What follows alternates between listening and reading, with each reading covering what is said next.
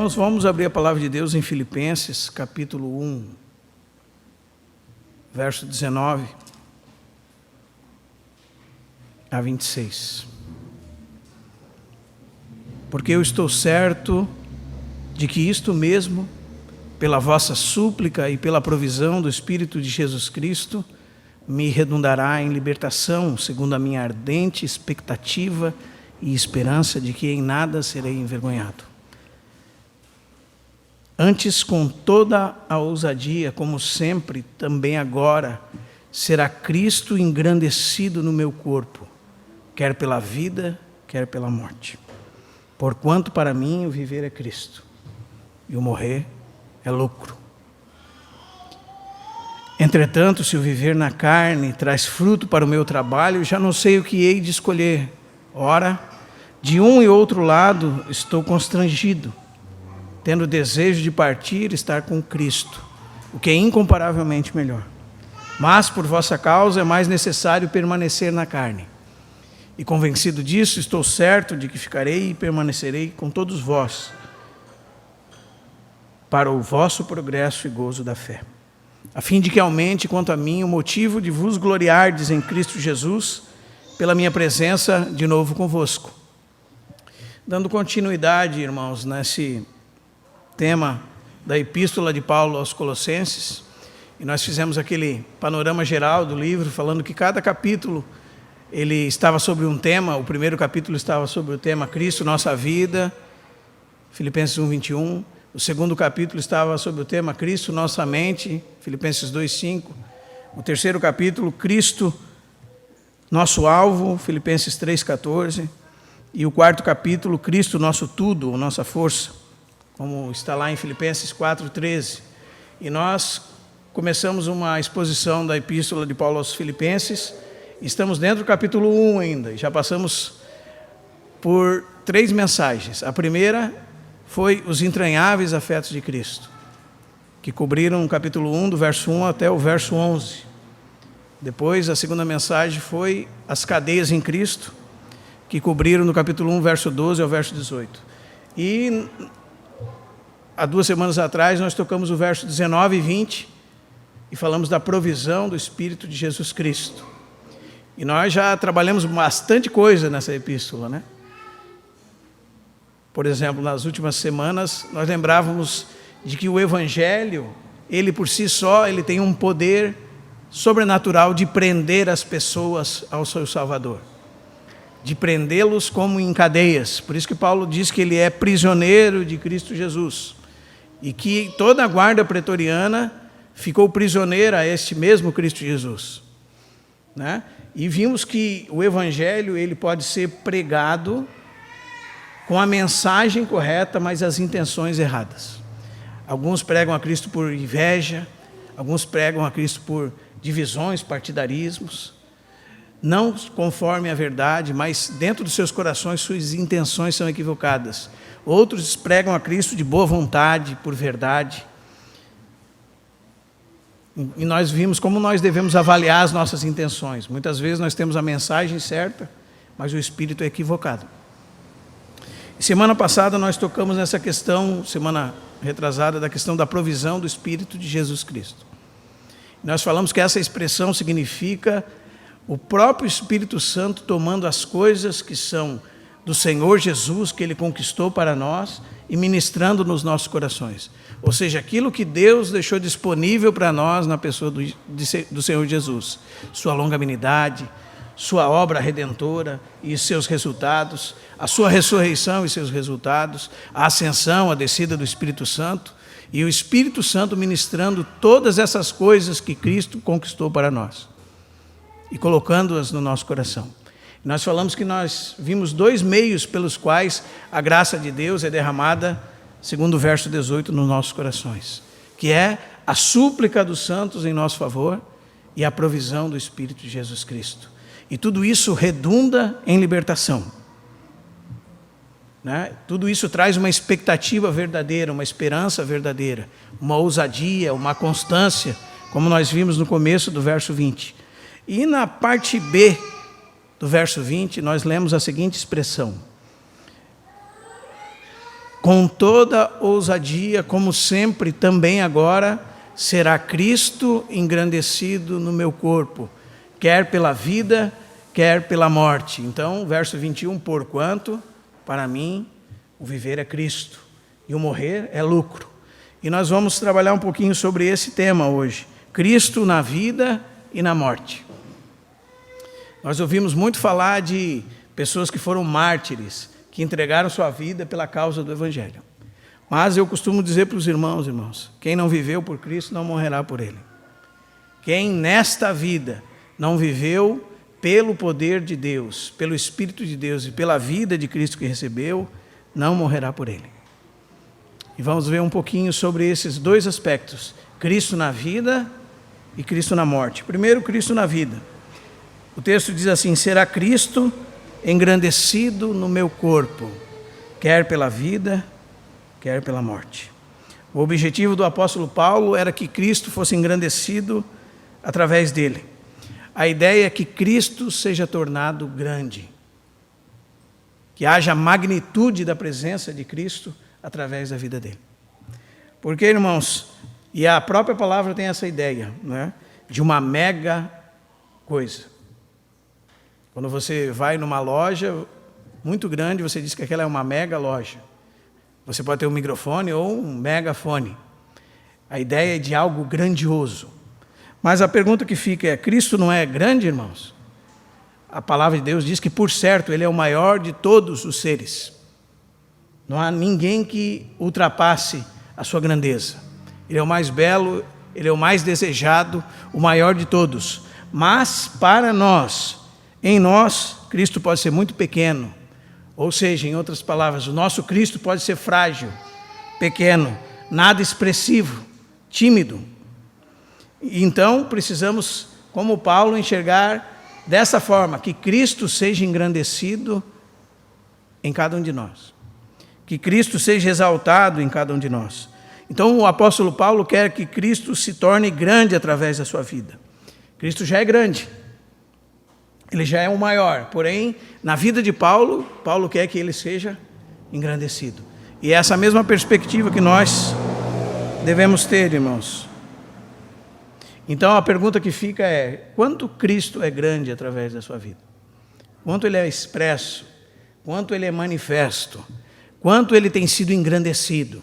Quanto através de você, Cristo tem se manifestado e alcançado tudo que está ao seu redor?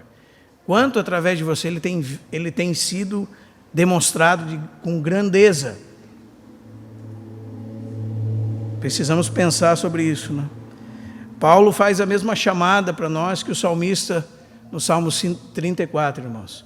Aos humildes ele diz assim, engrandecei o Senhor comigo, e juntos exaltemos o seu nome. É o mesmo pensamento de João Batista no capítulo 3 do Evangelho de João. Quando os seus discípulos parece que criam certa competição entre quem ele é e Jesus Cristo. E o João precisa dizer para eles, quem tem a noiva é o noivo.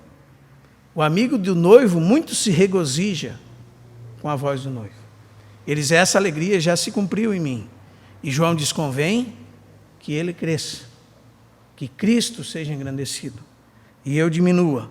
Então, com palavras, com atitudes, pela vida, pela morte, que Cristo seja engrandecido através de nós. Quando nós abrimos a palavra de Deus em Atos capítulo 19, nós temos Paulo na cidade de Éfeso. E durante muito tempo ele ficou pregando o Evangelho e ensinando os irmãos numa escola desde as 11 da manhã, das 10 da manhã até as 4 da tarde. 6 horas por dia, durante pelo menos 3 anos. E o texto diz que desde Éfeso, Cristo foi conhecido por toda a Ásia. Cristo foi divulgado, o Evangelho avançou, a palavra de Deus se propagou por toda a Ásia, desde Éfeso, desde a mensagem de Paulo. E o texto diz que muitos sinais e prodígios eram feitos por intermédio de Paulo. Isso é Cristo ser grande. E muitas pessoas aderiram à fé por causa da pregação. E isso é fazer Cristo grande. Que Cristo seja engrandecido por meio da minha vida. Que Cristo seja engrandecido por meio da sua vida, como foi engrandecido por meio da vida de Paulo. E diz, irmãos, que muitos possessos de espíritos imundos eram curados. Muitos enfermos eram curados. E diz que alguns homens começaram a esconjurar um espírito e dizia o seguinte: eu te esconjuro pelo Jesus que Paulo prega. Né? E eram, diz o texto, que alguns filhos de um sacerdote judeu. E diz que aquele espírito dizia a eles: conheço Jesus e sei quem é Paulo. E vós, quem sois? E diz que aquele homem sozinho se arremeteu contra eles e os espancou e os tirou as suas roupas e eles correram, fugiram dele desnudos. E a Bíblia diz que por conta de tudo isso que eu falei, tudo isso chegou ao conhecimento de todos, diz o verso 17, tanto judeus como habitantes de Éfeso, e diz o texto: e veio sobre eles grande temor, e o nome do Senhor Jesus era engrandecido. Então, quando o evangelho é pregado, o nome do Senhor é engrandecido. Quando as vidas são libertas, o nome do Senhor é engrandecido.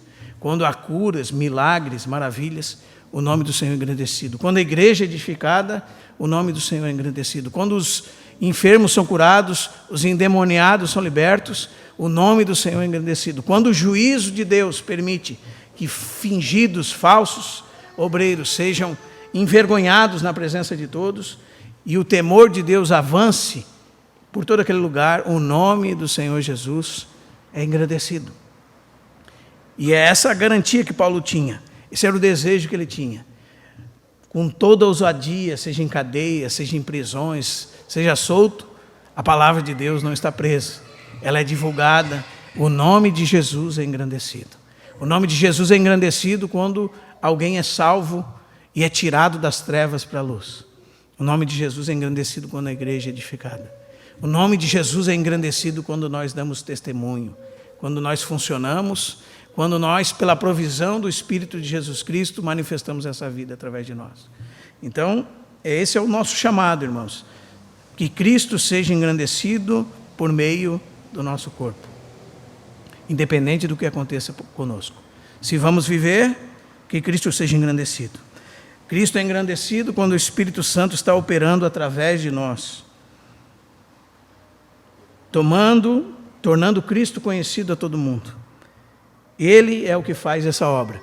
Essa palavra engrandecido aqui, ela está naquilo que no grego nós chamamos de voz passiva. É uma ação que você sofre, você não está envolvido com ela. Em termos finais, você permite que o Espírito Santo engrandeça o nome de Cristo através da sua vida. E você está disposto que isso aconteça em você. E de alguma forma tem a sua participação, mas para que você não pense que a origem disso é você, ou que nasceu em você, o próprio texto na sua gramática já deixa essa palavra em voz passiva. É uma ação que você sofre. Amém? Cristo, através do seu Espírito, opera isso em você.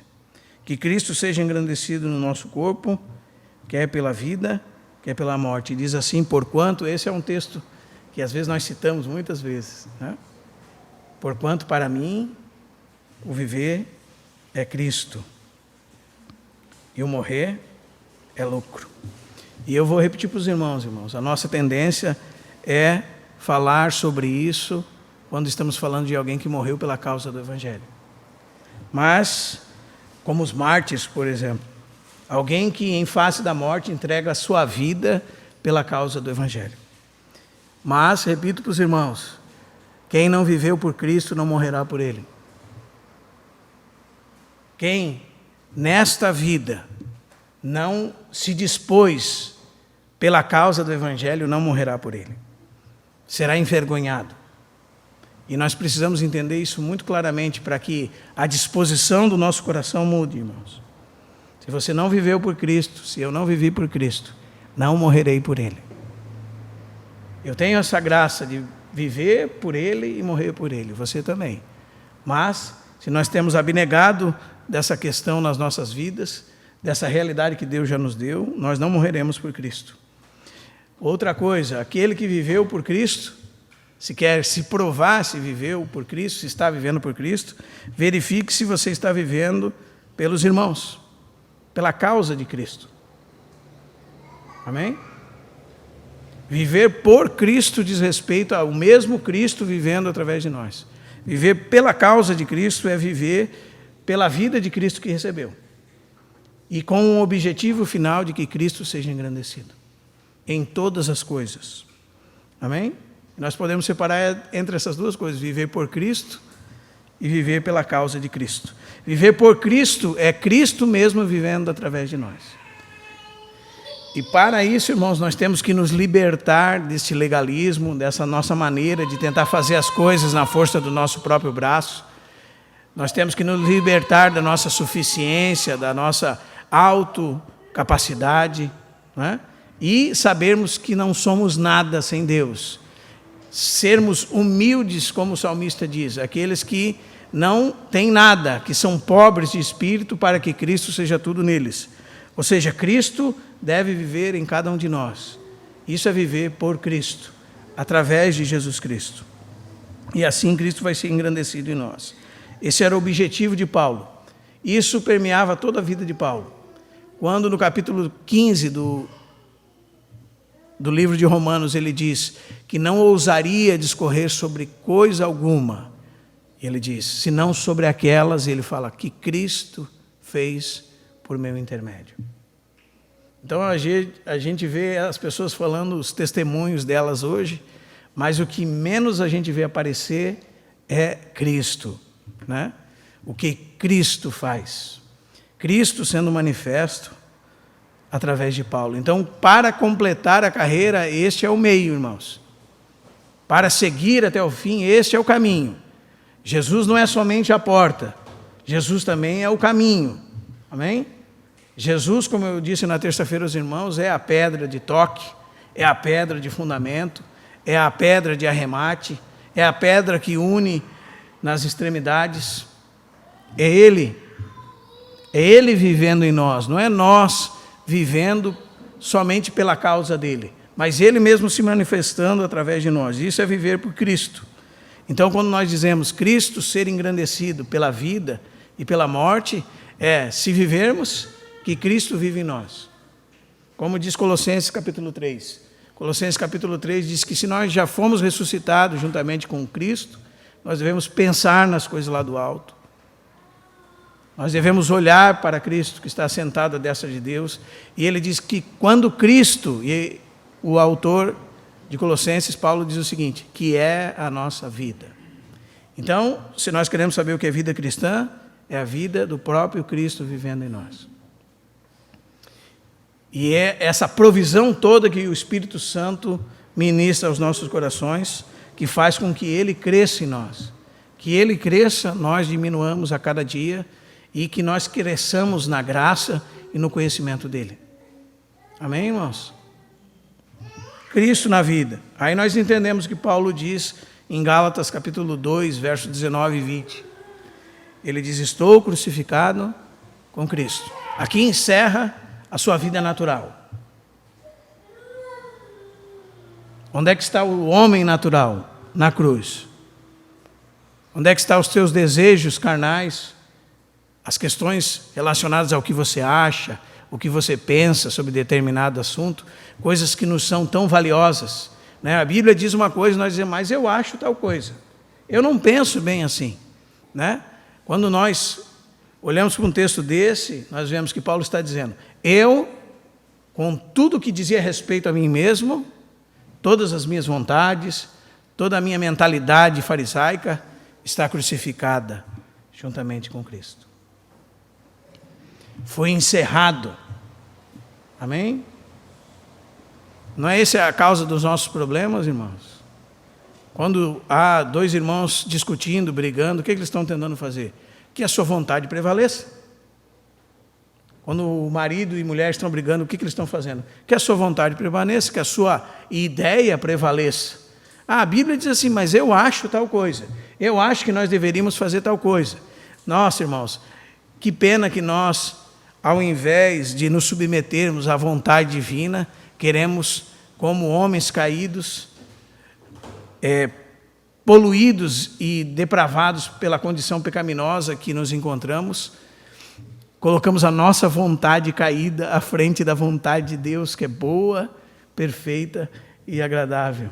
E nós queremos que a vontade nossa prevaleça. Quando nós entendermos o que a palavra de Deus diz, estou crucificado com Cristo. Logo não vivo mais o meu ego, o meu eu, mas Cristo vive em mim. E a vida que agora vivo, ele diz, vivo na fé do Filho de Deus. E diz assim, que me amou e a si mesmo se entregou por mim. Isso é viver por Cristo. Mas viver para Cristo é viver não somente por Cristo, mas pela causa do Evangelho. Tendo Cristo não somente como um meio e aquilo que está acontecendo em nós pelo Espírito Santo, mas como o nosso alvo, a nossa direção. Aquilo que você está olhando diante dos seus olhos, diz, é lá que eu quero chegar. Cristo é o meu alvo. Cristo é o objetivo final da minha vida. Amém, irmãos? Pense o seguinte, você nasceu de novo, eu nasci de novo. Então nós ingressamos nessa caminhada. Mas essa caminhada tem um processo. Nós já vamos ver adiante. E para que esse processo se cumpra, Cristo deve se expressar através de nós. E dentro dessa caminhada nós estamos olhando para Ele. Só para Ele. Nós não estamos olhando para a nossa esposa, não estamos olhando para os irmãos, estamos olhando para Cristo. Aliás, esse é o grande erro de muitos irmãos nos nossos dias. Eles olham para pessoas que eles pensam ter uma posição muito elevada e os têm em alta condição, e não olham para Cristo. E quando esses homens que têm problemas com o pecado caem, tropeçam, os ofendem, eles caem junto com eles, porque não estavam olhando para Cristo. Estavam olhando para esses homens. Pode ser que esses homens fossem irmãos, e tropeçaram e caíram. E nós caímos junto com eles, porque não percebemos que devemos estar olhando firmemente para Jesus, o autor e consumador da nossa fé. Amém? Mas nós vamos seguir ainda nessa questão da vida, e vamos deixar o morrer por o final, porque aqui estão as duas coisas, né? Viver, Cristo; morrer, lucro. Mas Paulo fala várias coisas nos próximos versos com respeito a viver. E qual é o objetivo dele ao viver nessa vida? Qual é o objetivo dele? O texto do verso 23 diz o seguinte: ora, de um e de outro lado estou constrangido, tendo desejo de partir e estar com Cristo, o que é incomparavelmente melhor. Mas diz o texto: mas por vossa causa é mais necessário permanecer na carne, verso 24. Então, para Paulo, irmãos, viver era viver pelos irmãos, para o benefício deles. Isso vocês vão ver nos próximos versos a seguir. Por vossa causa é mais necessário permanecer vivo. Ele não estava preocupado com a morte. Se Nero tirasse a sua vida, ele estaria imediatamente com o Senhor, e isso era infinitamente melhor. Não teria problema para ele. Mas ele estava entre dois chamamentos, né? Se ele estivesse com os irmãos, verso 22, entretanto, se eu viver na carne, veja, traz fruto para o meu trabalho. Já não sei o que ele escolher. Então, para Paulo, a vida nessa terra, irmãos, era frutificar. E frutificar para Deus. Se ele vivesse, ele viveria por Cristo, para que os frutos brotassem da sua vida. Amém? Quando nós falamos de frutos, nós já falamos várias vezes para os irmãos que às vezes a gente tem uma percepção limitada de fruto, como se fruto fosse só determinada coisa. Por exemplo, às vezes nós pensamos que é só o fruto do Espírito Santo no nosso caráter. Mas fruto, irmãos, é tudo que brota de nós pela vida de Deus. Da boca palavras, das mãos ações, dos pés os caminhos. Tudo que nasce de nós é fruto. Jesus disse isso das palavras, por exemplo. Ele disse: eu fazer a árvore boa o seu fruto bom, fazer a árvore mau o seu fruto mau. E Jesus disse: como vocês sendo maus podem falar coisas boas? Então ali o fruto é as palavras que saíram dos seus lábios. Mas frutos, em outros textos, é a oferta que os filipenses davam a Paulo e enviavam para ele era fruto. Diz que era oferta agradável a Deus, fruto para a vida deles. E tantas outras, as almas eram frutos. Jesus certa vez estava diante de uma aldeia de samaritanos e ele diz: olhai os campos, vocês dizem falta tanto tempo para a ceifa. E ele diz: não, está pronto. Não é? E daí ele vai para aquela aldeia de samaritanos e diz que muitos samaritanos creram. Não é? Então você vê que ele muitas vezes compara a própria alma das pessoas, os salvos, nascidos de novo, como frutos para a causa do Evangelho. Então isso tudo deve brotar de nós. Nós vimos anteriormente os frutos da justiça, que é por meio de Jesus Cristo, para a glória e louvor de Deus, que é tudo que brota da justiça divina através de nós. Então, se nós viver na carne deve ser o quê? Frutificar. Não estar estagnados. Se nós estamos vivos para dar frutos para Deus, através de Jesus Cristo. Não para outra coisa, irmãos. Todas as outras coisas são secundárias na sua vida e na minha vida. A coisa principal da nossa vida é que Cristo vive em nós, que Cristo viva através de nós e que Ele comece a se mover em nós e que as pessoas ao nosso redor sejam alcançadas por Ele. Isso são frutos para Ele. Quando o nosso caráter é mudado, isso são frutos para Ele. Quando as nossas palavras já não saem torpes, quando são palavras direcionadas no tempo certo, para um propósito, o que acontece? Elas transmitem graça aos que ouvem. Então, nós temos os frutos dos lábios que professam o nome do Senhor. Tudo isso é fruto. Então, se nós vamos viver para quê? Para frutificar para Cristo. E sempre vai ficar a pergunta: será que nós estamos frutificando, irmãos? O cristão está frutificando uma coisa ou está frutificando outra coisa? Ele está produzindo ou ouro, prata e pedras preciosas, ou ele está produzindo madeira, feno e palha.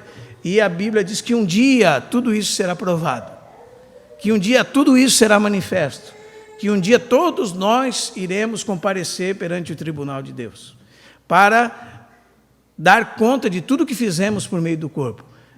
Paulo, Pedro, eu, você, todos compareceremos diante do tribunal de Cristo. E o Senhor julgará o seu povo. E o Senhor revelará os segredos dos corações dos homens. E o Senhor mostrará as nossas obras. E o Senhor julgará as nossas obras. E as coisas que muitas vezes, falava ontem para os irmãos, me deixa assombrado, irmãos, é que a palavra de Deus diz o seguinte: se nós tivermos edificado coisas ruins, sofreremos o dano.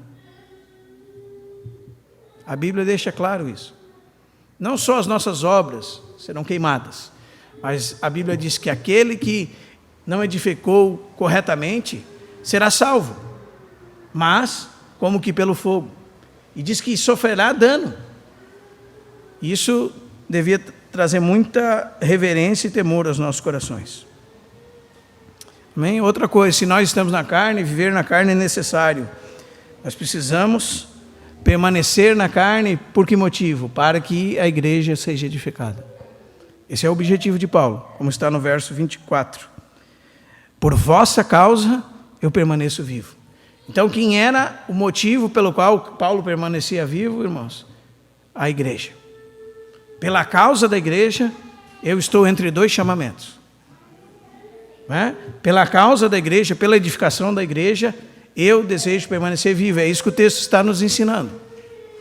Amém?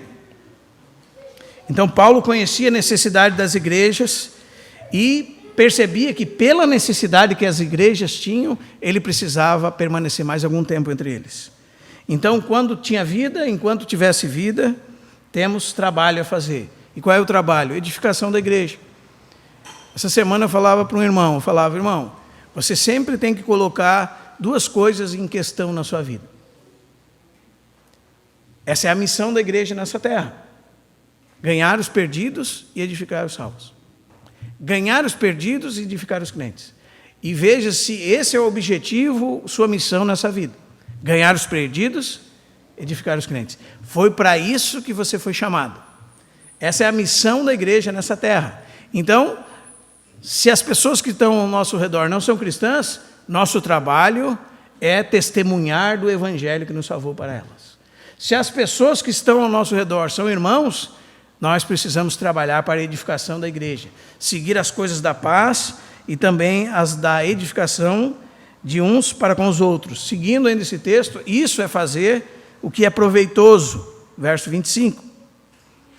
Se vivermos na carne, vamos trabalhar naquilo que é proveitoso.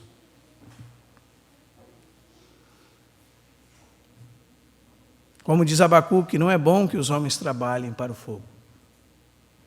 Então, se o trabalho das nossas almas nessa vida, irmãos, são para as coisas dessa vida, quando chegar o fim da nossa vida, o que nós vamos apresentar diante de Deus? Amós 4,12 diz, prepara-te para te encontrar com teu Deus. Esteja preparado para encontrar com Ele. Se o nosso trabalho dessa vida é somente para as coisas desta vida, né? Se a nossa esperança é somente para essa vida, nós somos os mais miseráveis de todos os homens. Se a nossa esperança se restringe às coisas dessa vida, se nós estamos trabalhando para o nosso bem-estar nessa vida, nós estamos numa situação complicada, irmãos.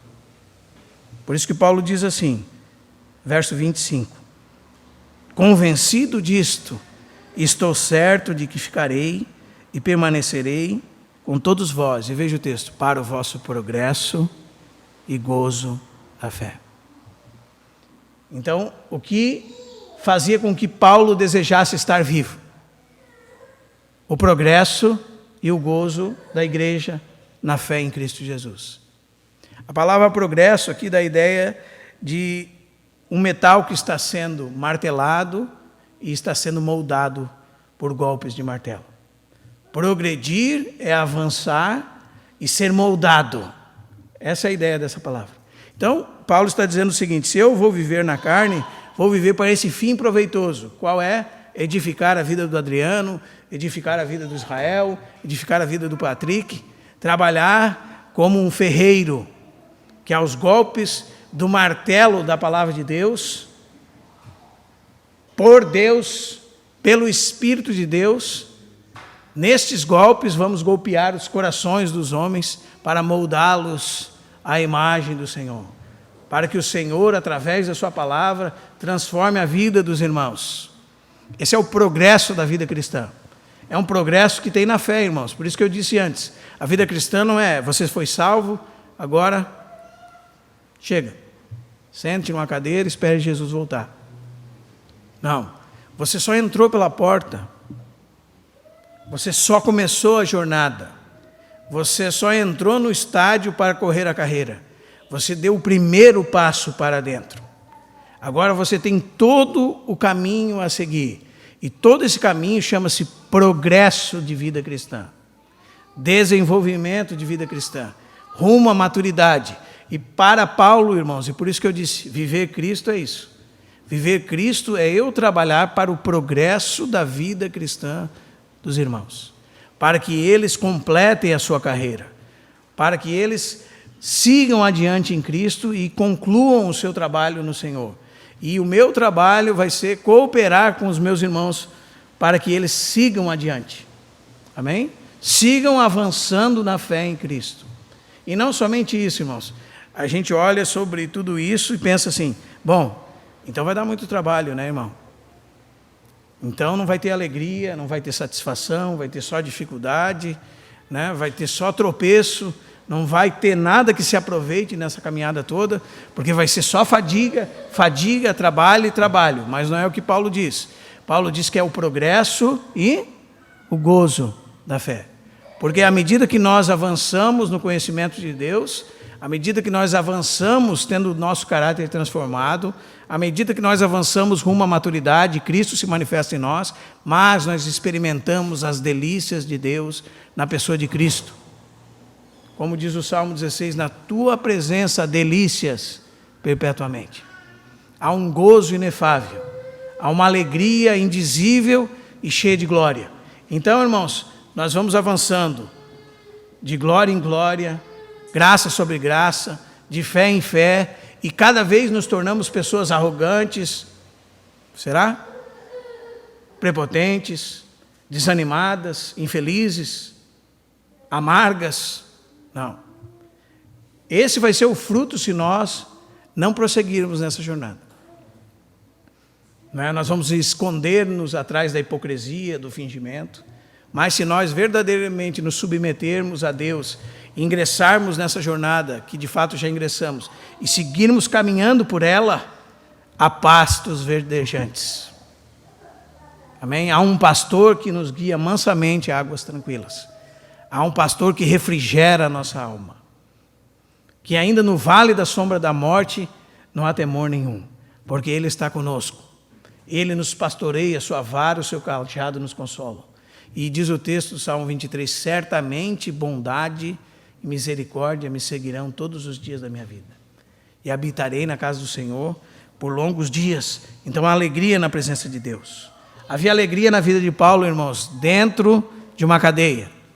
Havia alegria na vida dos irmãos. Havia alegria na vida de Paulo em Atos 16, quando à meia-noite, depois de ser açoitado com varas, diz que ele e Silas cantavam louvores a Deus. Havia alegria nos apóstolos, capítulo 5 de Atos, quando eles disseram que eles ficaram regozijantes por se julgarem dignos de sofrer afrontas pelo nome de Deus. Então, mesmo no sofrimento, mesmo na angústia, mesmo nas aflições dessa vida, mesmo com o mundo nos perseguindo, há alegria. Há um progresso de fé e sempre esse progresso, ele está acompanhado da alegria do Espírito Santo. Amém? O Espírito Santo é o Espírito de alegria. Amém, irmãos? Nós experimentamos desse suspiro de Deus, irmãos, se verdadeiramente estamos vivendo em prol da família de Deus. Aquele suspiro do coração de Deus do Salmo 133. Ó, quão bom, quão suave é que os irmãos vivam unidos. Ou seja, isso vai além das nossas afeições naturais. Eu gosto de andar mais com aquele irmão porque eu me dou melhor com ele, porque ele pensa parecido comigo. Eu gosto mais de visitar aquele irmão porque nós estamos mais alinhados. Vai muito além de afeições pessoais, simpatias naturais. É um fruto do Espírito Santo. É um elemento constituinte do reino de Deus. A alegria que só em Cristo há. Amém? Então isso é um progresso rumo à maturidade. Se nós estamos vivos, o que nós devemos fazer, irmãos? Frutificar. Tornar nossa vida proveitosa. Amém? Trabalhar para o progresso na vida dos irmãos. Funcionar. Amém? Viver uma vida na carne que redunde em glória para Cristo. Como diz o texto no verso 26. A fim de que aumente, quanto a mim, o motivo de vos gloriardes em Cristo Jesus, pela minha presença de novo convosco. Paulo está dizendo, quando eu voltar a ter com vocês, cada vez mais, vocês vão se gloriar em Deus pela minha vida. Então, uma vida vivida para Deus redunda em louvor a Ele. Então, nós entendemos o que diz Isaías 43, 7. Eu os fiz para minha glória. Esse é o objetivo final de todo homem. Então, se Cristo está vivendo em Paulo, o que vai acontecer quando os filipenses verem Paulo? Eles terão motivos de gloriar em Cristo Jesus, pela presença de Paulo com eles. Então, se eu ver o Isa crescendo em Cristo, todas as vezes que eu me encontrar com Isa e ver que Cristo cresceu na vida dele, que Cristo está frutificando através dele, que pessoas estão sendo edificadas pela vida dele e salvas, isso redundará em glórias a Deus nesse encontro. Quando nós dois nos encontrarmos, eu vejo Cristo nele e dou glórias a Deus por isso. É isso que Paulo diz. E, irmãos, perceba esse progresso. Repete lá no verso 9 do capítulo 1, nós temos esse progresso. Que o vosso amor aumente mais e mais. Lembra que eu falei para os irmãos que no último dia das nossas vidas, nós vamos avançar um passo adiante, vamos amar mais, vamos ser mais parecidos com Jesus, vamos ter crescido mais do que o dia anterior desse último dia das nossas vidas? Essa é a ideia, irmãos. Há um progresso constante na vida cristã. Então nós não podemos ser dos que retrocedem. Porque se nós estamos alienados de Deus, nós estamos voltando atrás. Nós estamos perdendo aquilo que recebemos. Guarda o que tu tens, para que ninguém roube a tua coroa. Guarda o que te foi confiado. Essa instrução de Paulo a Timóteo, no capítulo 6 de 1 Timóteo, por exemplo. Paulo diz a Timóteo assim: e tu, porém, Timóteo, guarda o que te foi confiado. Maneja bem o tesouro que foi te dado, que foi dado a ti, guarda ele. Protege-o com uma riqueza mais profunda, mais preciosa que você tem. Amém, irmãos? Vamos avançar rumo a essa maturidade, graça sobre graça, de fé em fé, de glória em glória, contemplando Cristo, vivendo por Cristo, para a glória de Deus. Então eu vou repetir mais uma vez para os irmãos: se você não viver por Cristo, você não morrerá por Ele. Amém? Então, para concluir, vamos falar um pouco de Cristo na morte, irmãos. Primeiro nós vamos ver no verso 23 que morrer com Cristo é o quê? Incomparavelmente melhor. E mais que isso, por que Paulo pode dizer que morrer com Cristo é incomparavelmente melhor? Por que Paulo pode dizer que morrer com Cristo é lucro, segundo aquilo que nós já vimos até agora? Por quê, irmãos? Porque ele viveu por Cristo, para Cristo. Então morrer para ele é lucro.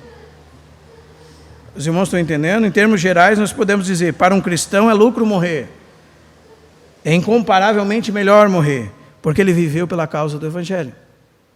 Porque ele viveu por Cristo. Já pensou quantas pessoas ficam falando: ah, irmão, se eu partir, morrer é lucro. Aí você percebe o seguinte: mas você está vivendo por Cristo, para a glória de Deus? Será que verdadeiramente na minha vida, na sua vida, morrer é lucro?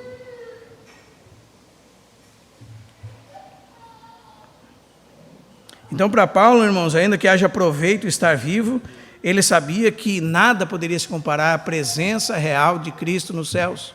Ele já esteve lá, né? Como diz 2 Coríntios capítulo 12.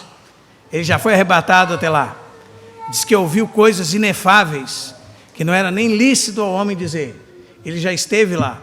Ele já experimentou das glórias de lá. Uma antecipação da presença de Cristo no céu, quando foi arrebatado até lá.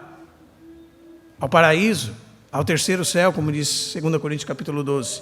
Ele sabia bem o que era estar na presença imediata de Cristo. Então, irmãos, quando nós agrupamos alguns textos bíblicos, nós vamos descobrir por que nós temos motivos como cristãos para achar que a morte é lucro. Por que nós temos motivos como cristãos para achar que é incomparavelmente melhor? E veja bem, parece que isso tira todo o medo da morte. Não tira? Porque algo que é melhor, é melhor. Se anseia por aquilo que é melhor. Né? Mas nós, por que nós temos medo da morte? Né? A Bíblia diz que existem duas maneiras de você morrer. Existem duas maneiras de morrer no mundo, irmãos. A primeira delas está lá em João capítulo 8, verso 21 a 24. Jesus falando àqueles judeus que diziam haver crido nele, diz: se não crerdes que eu sou, nos vossos pecados morrereis. Essa é uma maneira de morrer. Amém? Então, aqueles que não têm a Cristo, morrem nos seus pecados. Para eles não há nada de bom em morrer. Eles estarão sozinhos na morte. Eles terão um vislumbre da glória e perceberão que estão inaptos a ela. E estão desamparados e sozinhos. Não há ninguém por eles. Eles estão eternamente perdidos. Se não crerdes que eu sou, nos vossos pecados morrereis. Essa é uma maneira de morrer. Uma maneira terrível, triste.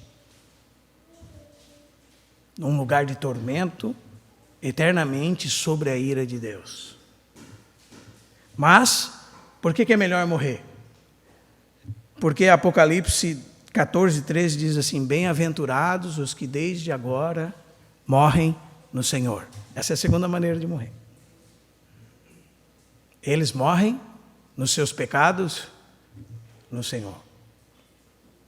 Por isso eles são muito felizes. O texto diz, Apocalipse 14, 13. Bem-aventurados os que desde agora morrem no Senhor. Eles descansam das suas fadigas. Eles foram oprimidos pelo pecado no mundo. Foram oprimidos pelo pecado que habitava neles. Eles descansam das aflições dessa vida. E suas obras os acompanham, a Bíblia diz. Foi isso que Balaão orou em Números 23, 10. Ele disse que eu morra a morte dos justos. E o Salmo 37, 37 diz que o justo, aquele que foi justificado, tem um porvir feliz. Amém? Porque, irmãos, ele trabalhou nessa vida para encontrar-se com seu Deus. E quando nós lemos o capítulo 4 de Amós, nós vemos as terríveis malignidades do povo de Israel. O que eles faziam para Deus, né? E como Deus os julgou. Aí, mesmo assim, nós vemos no verso 12, como Deus os amava e diz: prepara-te, ó Israel, para te encontrar com teu Deus. É um chamado de um Deus de amor, irmãos. Amém? Para nós, como aqueles homens, não ficarmos na nossa condição, mas trabalharmos durante essa vida para nos encontrarmos com Deus. Quando nós lemos Lucas, capítulo 16, 22, nós lemos que o rico estava só. Não é assim? Mas e Lázaro? A Bíblia diz que ele foi conduzido pelos anjos ao seio de Abraão. Então, na hora da sua partida, da sua peregrinação para o mundo além túmulo, ele não estava só. Ele estava cercado pelos anjos de Deus. Amém? E os anjos o conduziram. Não estava mais sozinho. Então, por isso é muito melhor morrer em Cristo. É incomparavelmente melhor. Para aquele que foi regenerado, para aquele que tem a vida eterna e já não entra mais em condenação, passou da morte para a vida. Para aquele que seus pecados foram perdoados, cobertos pelo sangue de Cristo, para aquele que foi reconciliado com Deus, para aquele que já nenhuma condenação há. A morte é lucro, é incomparável. Os irmãos percebem que o nosso medo da morte é de esquecermos as promessas de Deus no que concerne a isso e estarmos tão envolvidos com essa vida que perdemos de vista o que temos como promessas para além dessa vida, irmãos. Então nós podemos dizer como Paulo que morrer é lucro, porquanto para mim o viver é Cristo. Morrer é lucro. Isso também você encontra em 2 Coríntios capítulo 5. Isso você encontra em Mateus capítulo 25, 30, quando o próprio Jesus Cristo dá as boas-vindas ao seu Filho que chegou nos tabernáculos celestes. Né? Quando Estevão olha para os céus, sendo apedrejado por aqueles homens, ele diz o quê? Eu vejo o Filho do Homem em pé à destra de Deus. Ele está sendo recepcionado. Amém, irmãos? Sua alma deixará seu corpo, ele está sendo recepcionado por Cristo. Ele não está sozinho. Ele é conduzido por anjos, recepcionado por Cristo, e ainda que Satanás estivesse presente na hora da sua morte, nenhuma condenação há para os que estão em Cristo Jesus. Todos os seus pecados foram lavados pelo sangue do Cordeiro. E o caminho da árvore da vida foi aberto para ele. Vinde benditos de meu Pai, Jesus vai dizer, para esse cristão chegando ao céu. E, chegando ao céu, ele vai ouvir o que, irmãos? As vozes dos anjos, cantando louvores a Deus. Ele estava numa reunião e gostava muito de estar com 20 irmãos, cantando louvores a Deus. Ele estará com milhares e milhares de anjos, na presença do Todo-Poderoso, nos céus. Então isso é incomparavelmente melhor. Ele estará como Hebreus 12, a partir do verso 22, diz: chegado a Sião celestial, a incontáveis hostes de anjos e a universal assembleia. Sabe o que significa isso? Estará com Paulo, com Pedro, com Estevão, com Abraão, com Isaac, com Jacó, no paraíso, na assembleia dos santos arrolados no céu. Amém? Estará na glória indescritível com Deus. Por isso, os que morrem em Cristo descansam das suas fadigas. E a pergunta para nós é, irmão, como é que você quer morrer? Porque morrer é um fato que não pode ser mudado.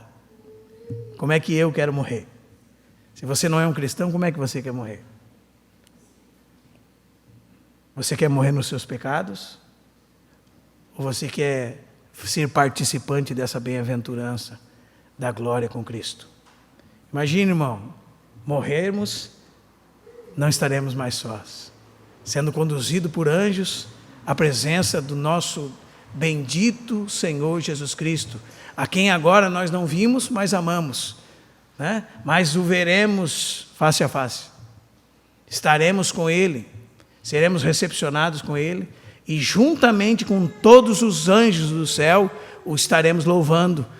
Imagina aquela canção mais bonita que você ouviu, com o coro mais bonito que você ouviu. Nada vai se comparar ao coro das hostes celestiais na presença de Deus. E de todos os santos, de toda a história da igreja, de todas as épocas, na presença de Deus. E o próprio Senhor Jesus dizendo: vinde benditos à minha presença. A pergunta para nós é, irmãos, como é que nós estamos vivendo? Porque isso vai dizer respeito a como morreremos, né? E se você não é cristão, infelizmente você está afadado ao inferno e morrer nos seus pecados. Porque os únicos que experimentam dessa bem-aventurança é aqueles que creem em Jesus Cristo. E que Jesus Cristo é o grande eu sou, o Todo-Poderoso. E os que não creem morrerão nos seus pecados. Mas os que creem morrem no Senhor, descansam, estão felizes. É incomparavelmente melhor. Não tem medo de morrer. Amém, irmãos? Da onde vem o nosso medo de morrer? Eu lembro que um amigo meu dizia assim, orando a Deus, ele me contava. Eu estava orando ao Senhor e disse assim: Senhor, se o Senhor quiser me levar agora, pode me levar. Ele me disse o seguinte: porque a minha esposa, Senhor, ele disse para o Senhor, o Senhor vai cuidar muito melhor do que eu. Eu não chego nem perto de quem o Senhor é e do cuidado do Senhor para com ela. Então não tenho preocupação com ela nesse sentido. O Senhor cuidará dela. Se o Senhor quiser me levar agora, o Senhor pode me levar, né? Isso é alguém que conhece o Senhor, irmãos, não é? Diz que se quebrantou na presença do Senhor. Essa é a realidade da vida e da morte. Se nós estamos verdadeiramente vivendo para frutificar, vivendo para ter algo proveitoso nas nossas vidas, vivendo para abundar e fazer com que os irmãos cresçam no progresso da vida cristã, vivendo não como inúteis nessa vida, buscando nossos próprios interesses, mas vivendo pela causa do Evangelho, nós vamos ter preocupação nenhuma com isso, irmãos. Nós vamos estar felizes se o Senhor nos levar. Amém? Nós estaremos entre dois chamamentos, de um e de outro lado. Do lado de lá, o Senhor dizendo: vinde, pode vir, está tudo garantido, né? Imagine quantos irmãos nos esperam quando partirmos e estarmos com o Senhor. Como será glorioso ver a face do Senhor, a quem amamos sem ver, irmãos. Né? Mas se nós estivermos vivos, bom, se eu estiver vivo, eu quero que o irmão progrida, eu quero dar fruto para Cristo. Eu quero estar com as minhas mãos cheias quando chegar na presença dEle.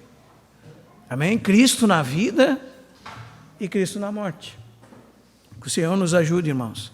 Que o Senhor possa falar aos nossos corações pela sua palavra e que nós verdadeiramente possamos falar com realidade de vida.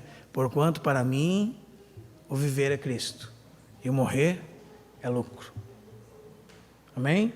Do lado de lá é incomparavelmente melhor. E se é para o lado de cá que nós ficamos, um autor diz o seguinte: nós, ao morrer, tocaremos nossos pés nas águas do Jordão e atravessaremos o Jordão para Jerusalém celestial. Né? E lá o Senhor estará nos esperando. E é muito bom. Mas por lá de cá, temos os irmãos. Temos que trabalhar para a edificação da igreja, para o funcionamento do corpo. E isso é muito bom também, né? Porque é proveitoso. Isso gera fruto de justiça por meio de Jesus Cristo, para a glória de Deus. Deus é glorificado, Deus tem um plano nessa terra. Há muitas pessoas para serem ganhas, há muitos de nós para sermos edificados. E não termina quando você entrou na fé, é só a porta de entrada. E o caminho está longe, irmão. Né? Possamos chegar aos 65, 70 anos, o Senhor nos der vida, 80, e vermos que combatemos o bom combate, que nós acabamos a carreira, que fomos fiéis até a morte, e nos aguarda a coroa da vida, que o Senhor Jesus preparou a todos que o amam, Paulo diz. Amém? Proclamamos, Deus, tua palavra, para que a tua verdade habite